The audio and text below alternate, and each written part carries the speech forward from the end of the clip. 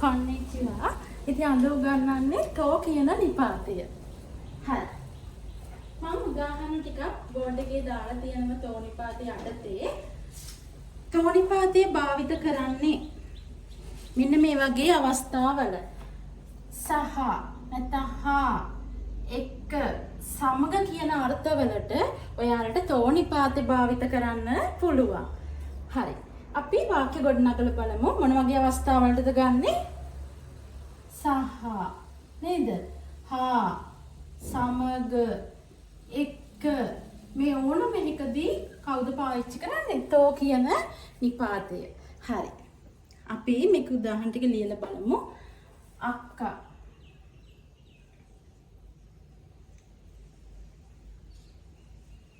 ඔනේ සන්තෝ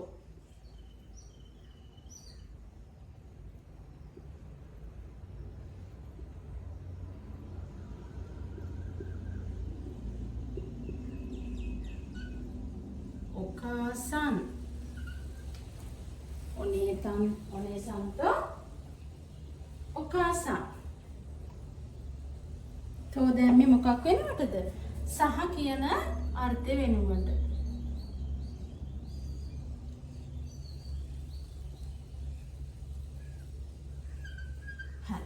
ඊළඟට බලමු ඉංග්‍රීසි භාෂාව හා චීන භාෂාව. හා කියන එකට තමයි අපි තෝ දාන්නේ. ඉංග්‍රීසි භාෂාවට කියනවා ඒගෝ. හා කියන අර්ථයට අපි තෝ දානවා. චීන භාෂාවට අපි කියනවා චූගොකුගෝ. ඊළඟට බෙන්කියෝ ශිමස්.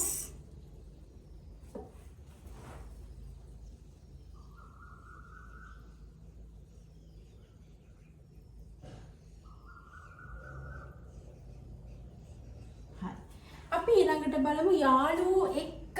එක්ක කියන අර්ථයට තමයි තෝ දාන්නේ. යාළුවන්ට කියන්නේ අපි තෝමෝදාචි. තෝමෝදාචි තෝ පාසලට කොහොමද කියන්නේ? ගක්කෝ.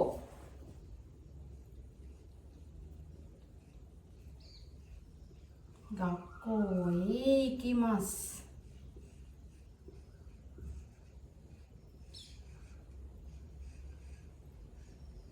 හරි. ඊළඟට අපි බලමු. ඇය සමග විවාහ වුණා. ඇයට කියන්නේ කනෝජෝ.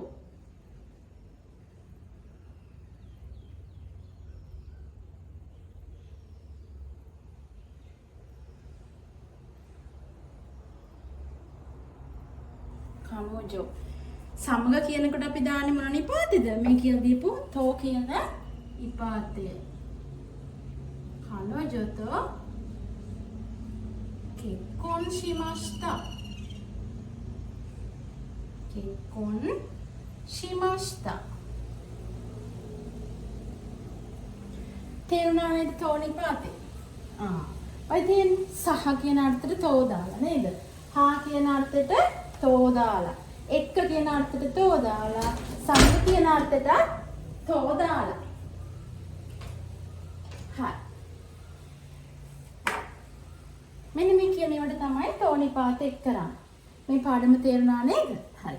එයාලා නෝට් කරගන්න පොතක තෝ නිපාතය. හරි.